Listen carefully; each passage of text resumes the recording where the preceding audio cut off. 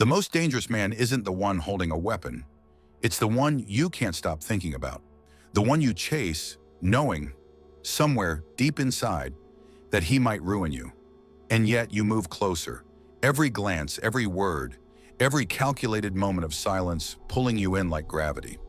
You call it chemistry, bad timing, or being drawn to the wrong type. But what if it's none of those things? What if it's something much darker, older, and far more primal than you're willing to admit? They say women want love, but what they're really drawn to is far more dangerous. Stay with me. You'll never look at women and relationships the same again. Women, whether society's ready to admit it or not, have for centuries been drawn to dangerous, unpredictable men. Not because of what those men offer, but because of what they represent. Chaos, power, the thrill of uncertainty. And it isn't a conscious decision. It's a pull from a place so ancient that modern language can barely explain it. Sigmund Freud called it the realm of the unconscious, a shadowy part of the mind where instincts, forbidden desires, and survival mechanisms run the show. It doesn't care about your carefully written dating profiles, your 5-year plans, or your well-rehearsed standards. It only cares about survival, power, and reproduction. And dangerous men, for reasons rooted in evolutionary psychology, often fit that mold. This isn't a conversation about blame, bitterness, or crude stereotypes. It's a psychological excavation, a raw, unfiltered look at the hidden forces pulling the strings behind what you call attraction. Acknowledging it doesn't make you weak, it makes you aware. And in a world built on silent rules and invisible games, awareness is the most dangerous thing you can possess. History isn't just a collection of wars and treaties, it's a record of human desires, written in blood, whispered in scandal, and buried beneath the ruins of fallen empires. And if you look closely, you'll notice a pattern. One so persistent, so strangely consistent, it almost feels scripted. Across centuries, cultures, and continents, women have found themselves drawn to men who weren't safe, predictable, or gentle, but dangerous. Cleopatra, the last pharaoh of Egypt, could have aligned herself with any number of powerful allies. But it wasn't the mild-mannered statesman she chose. It was Julius Caesar, a man who reshaped the Roman Empire through ruthless conquest. And later, Mark Antony, another volatile force of nature known as much for his reckless ambition as for his charm. Cleopatra didn't just fall for men of status. She gravitated toward men who could alter the course of history, men whose capacity for violence was matched only by their charisma. Because in a brutal, uncertain world, danger wasn't a flaw. It was a form of power. Even now, the pattern hasn't disappeared. It's just changed its costume. Modern culture worships gangsters, rock stars, outlaws, and morally gray antiheroes. Men who defy the rules, bend reality to their will, and flirt with destruction. From fictional icons like Tony Montana and Tommy Shelby, to real-life figures whose lives teeter on the edge of disaster, these men captivate not because they're good, but because they radiate something primal. Chaos, strength, the possibility of both ruin and rescue. This isn't a flaw in women. It's not a defect or some sinister agenda. It's a survival instinct, a relic from ancient times when the world was cruel. And the man capable of destruction was also the one capable of protection. What was once a strategy for survival has evolved into a language of seduction. The world may have changed, but the instincts, they're still speaking the same brutal, beautiful dialect. You like to think your desires are your own, that the things you chase, the people you crave, the danger you flirt with, are all conscious choices you made. But what if that wasn't true? What if every obsession you've ever had, every reckless attraction you couldn't explain, wasn't born in your rational mind, but in the shadowed corners of your subconscious? Freud argued that every human being carries both, the constant war between the desire to preserve life and the temptation to destroy it. And nowhere is this war more visible than in our relationships. Because attraction isn't as simple as kindness, stability, or rational compatibility. Sometimes it's about power, about who can destroy you and whether you'll let them. When women are drawn to dangerous, unpredictable men, It isn't always about charm, good looks, or status. It's about the intoxicating proximity to danger. A man who flirts with ruin radiates a kind of raw, unfiltered power that speaks directly to the death drive. It's the same instinct that made our ancient ancestors stay close to the violent, powerful men of the tribe. Not because they were kind, but because they could protect, conquer, or destroy. Danger meant control. And control in a savage world meant survival. But this isn't a one-sided story. Men carry this duality too. Many are driven toward women who embody chaos in subtler, socially acceptable ways. Through manipulation, through emotional unpredictability, through withholding affection to gain silent control. It's the same war of instincts, just wearing a different face. So ask yourself, what if your desires aren't really yours? What if the thing you're chasing isn't love, isn't connection, but the thrill of standing close to something that could consume you? What if you've been programmed to crave danger, disguised as desire? You like to believe you're in control, that when you fall for someone, especially the kind of person who leaves you guessing, makes you chase their approval, or vanishes and reappears just when you've decided to walk away, it's because of something unique, something special. But what if it isn't? What if your brain, the same organ that keeps you alive, is quietly working against you? Inside your head is a reward system built for a world that doesn't exist anymore. A system designed to keep ancient humans alive in hostile, unpredictable environments, where the ability to detect danger and power wasn't a luxury, it was survival. Dopamine, the chemical most people casually call the pleasure hormone, isn't just about joy, it's about anticipation. It spikes not when you get what you want, but when you think you might, and nothing triggers it more intensely than unpredictability. It's why you can ignore a dozen kind, stable people but feel electrified by the one who makes you question yourself. Why their sudden text, or casual indifference, or unpredictable attention hits harder than genuine affection. This is intermittent reinforcement, one of the most powerful psychological mechanisms ever discovered. It's the same principle that makes slot machines addictive. You don't win every time. In fact, you lose more often than you win. But the random, unpredictable payoff hijacks your reward system and convinces your brain that chasing uncertainty is worth it. Now add adrenaline to the mix, the fight-or-flight chemical, the thing your body releases when you sense risk, tension, or danger. It sharpens your focus, increases your heartbeat, and makes every interaction with an unpredictable person feel heightened, intense, unforgettable. The danger, whether physical or emotional, becomes intoxicating. And this isn't a flaw in you, it's an ancient survival mechanism. Because in a brutal, violent past, the unpredictable ones were often the ones in power. And proximity to power meant safety, resources, and genetic survival. But it goes deeper, into the shadows of your childhood. Attachment theory shows us that the way you bond with caregivers shapes how you love as an adult. If love was chaotic, inconsistent, or something you had to earn, your brain learned to crave unpredictability. The hot and cold patterns you hated became familiar. And in adulthood, familiar feels like home, even when it hurts. And here's where it turns darker. Because this vulnerability isn't just exploited by individuals. Entire industries build their fortunes on it. From dating apps engineered to trigger intermittent reinforcement, to social media algorithms that keep you chasing validation, to advertising that sells danger disguised as desire.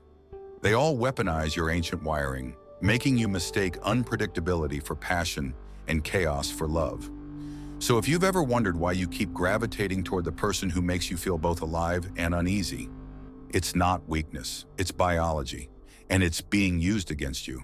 They told you it was harmless entertainment, just a movie, just a song, just a character on a screen. But it wasn't. Every image you saw, every story you heard wasn't random. It was calculated. It was feeding something ancient inside you, something you didn't even realize was starving. From the blood-soaked anti-heroes of mafia dramas to the charming sociopaths of modern thrillers, popular culture has always known how to sell danger. Not as a warning, but as a fantasy. You weren't watching cautionary tales. You were watching blueprints. Men were taught to admire these dangerous figures for their control, their disregard for rules, their refusal to bow to anyone. And women, consciously or not, were taught to desire them. It didn't start with TikTok thirst traps or Instagram bad boys. It started long before. In the carefully constructed images of rock stars who destroyed hotel rooms, outlaws who defied corrupt systems, and poets who walked the line between genius and madness, Hollywood perfected the formula. Make them dangerous, make them tortured, make them irresistible. And it worked. The algorithms learned to track what kept your eyes glued to a screen, what made your pulse quicken. They noticed when you paused on a scene where power and danger met. When you followed a profile dripping with arrogance and detachment. Every click, every like, every stream built a mirror around you. One where danger wasn't a threat, it was a brand. But here's what no one told you. It wasn't you chasing danger. It was danger chasing you, marketed, packaged, and sold by industries that profit from your dysfunction. Music glamorized the man who couldn't be tamed. Movies taught you that suffering in love was romantic. Social media sold curated personas of brooding, emotionally unavailable figures. And you bought it not because you were weak, but because you were conditioned. You weren't choosing rebellion. You were handed rebellion in a gift-wrapped box, disguised as choice. And while you were busy chasing these ideals, something sinister was happening in the background. Industries, media conglomerates, and tech platforms fed on the cycles you couldn't break. It wasn't about love, it wasn't about freedom, it was about control. Because as long as you keep chasing ghosts, you'll never see who's pulling the strings. You've been lied to, told that the world no longer needs men who stand firm, who command space, who carry an edge of danger beneath their calm. Told that softness, submission, and emotional surrender make you more desirable, more worthy, more acceptable. And in chasing this carefully manufactured ideal, you forgot something ancient, something carved into your bones long before modern ideologies rebranded masculinity as a flaw. Look around. The truth is hiding in plain sight. While men are encouraged to silence their primal assertiveness, to dilute their edge in favor of pleasing softness, the world, and the people in it, remain drawn to those who don't. The man who walks into a room with controlled strength, a mind disciplined by hardship, and a will forged in struggle, commands something few understand, but everyone feels. Not through loudness, but through presence. History never revered the weak-willed or the perpetually apologetic. It revered the man who could master himself, the one who knew when to speak and when to stay silent, when to extend mercy and when to be ruthless. This isn't a call for aggression or cruelty. It's a reminder that power isn't about domination. It's about self-mastery. Friedrich Nietzsche called it the will to power, not the crude urge to rule over others, but the relentless drive to rise above your own weaknesses, to conquer your fears, to sculpt yourself into something formidable, not for validation, not for applause, but because the alternative is decay. The modern world has rigged the game. It tells you to neuter your instincts while glorifying the men who refuse. The same culture that shames assertiveness paradoxically rewards danger. It packages rebellion as entertainment, but punishes it in reality. And men, stripped of their edge, wonder why they're overlooked, why the women they desire gravitate toward the very figures they're told not to become. Controlled danger isn't recklessness. It's a kind of nobility, the calm force that protects, the storm that only breaks when necessary. It's a power not aimed outward in mindless aggression, but inward, sharpening the will, mastering impulse, refusing mediocrity. And it's this, not artificial charm or hollow virtue, that has always and will always command both respect and attraction. Every relationship you've ever witnessed, admired, envied, or escaped had one unspoken element beneath the surface, a power structure, an invisible current shaping every glance, every hesitation, every word left unsaid. It's not always malicious.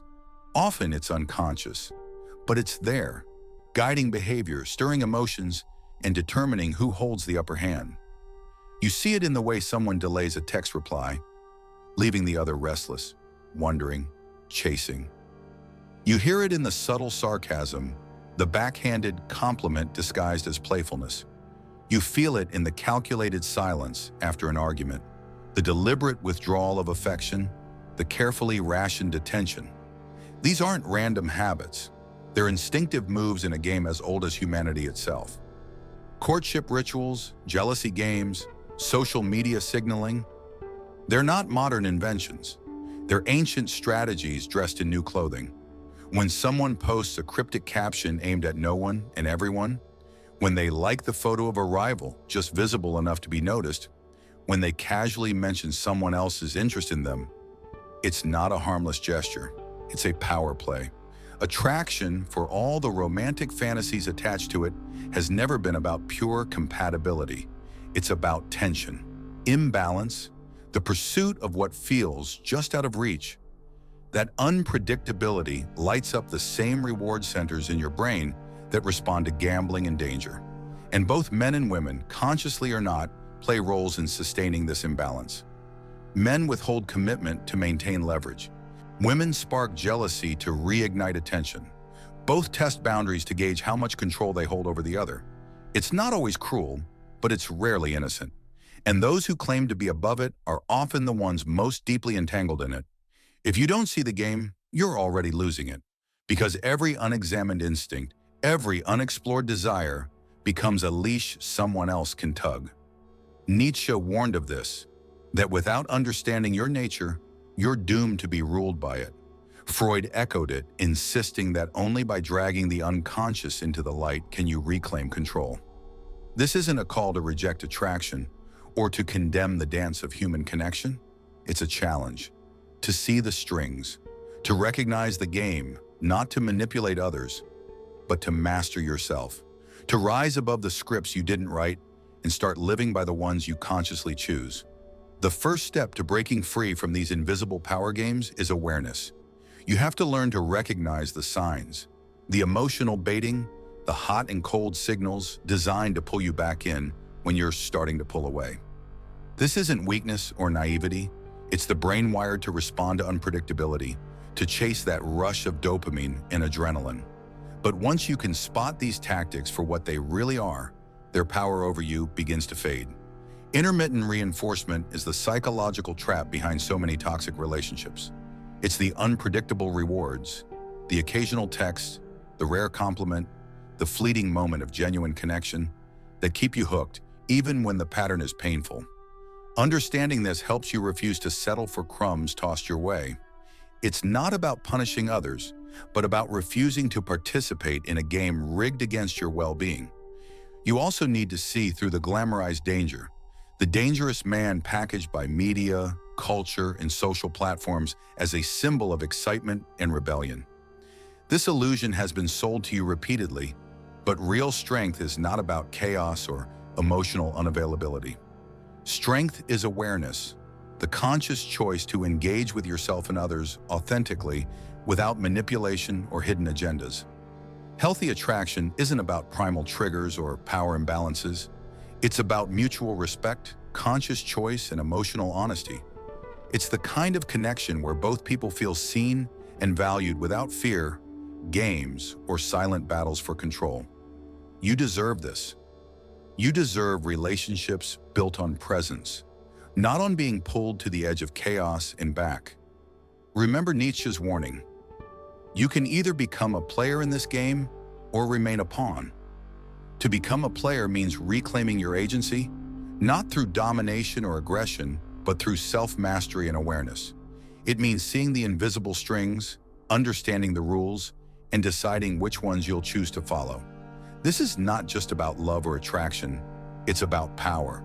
The power to choose your path and shape your destiny, free from the unconscious forces that have long controlled human desire.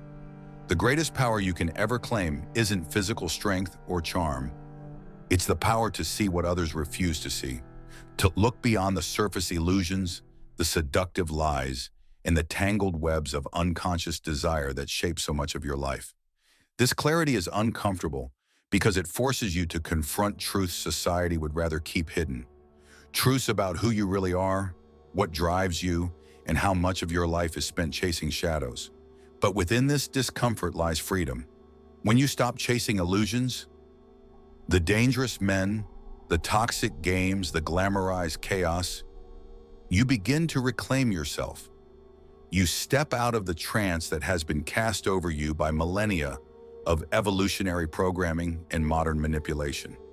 Mastery of your psychology becomes mastery of your destiny. Why do women want dangerous men? Not because they crave chaos, but because they crave something real, something raw. In a world polished by politeness, dulled by passive pleasantries, the dangerous man cuts through the noise. He represents life unfiltered. He doesn't beg for approval.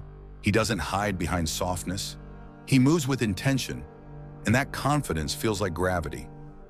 Danger in this sense isn't violence, it's unpredictability, depth, emotional risk. The dangerous man can't be controlled, and that mystery ignites curiosity. His presence suggests that something powerful lives just beneath the surface, something untamed. And it's that untamed energy that makes him impossible to ignore. Women don't want a man who's reckless. They want a man who's real, one who's been through hell and came out sharper, one who doesn't apologize for his boundaries, his desires, his truth. Because when a man is rooted in who he is, without shame, he becomes magnetic, not from charm, but from clarity. In contrast, the safe man often offers comfort at the cost of self-respect. He pleases, but rarely leads. He follows, but rarely inspires. He's agreeable, but forgettable. The dangerous man doesn't chase. He doesn't perform. He simply is. And that presence challenges everyone around him to wake up. So no, women don't want danger for destruction. They want danger that awakens them. Be the kind of man who doesn't flinch from truth, who lives fully, who stands unshaken. Not because it makes you desirable, but because it makes you whole.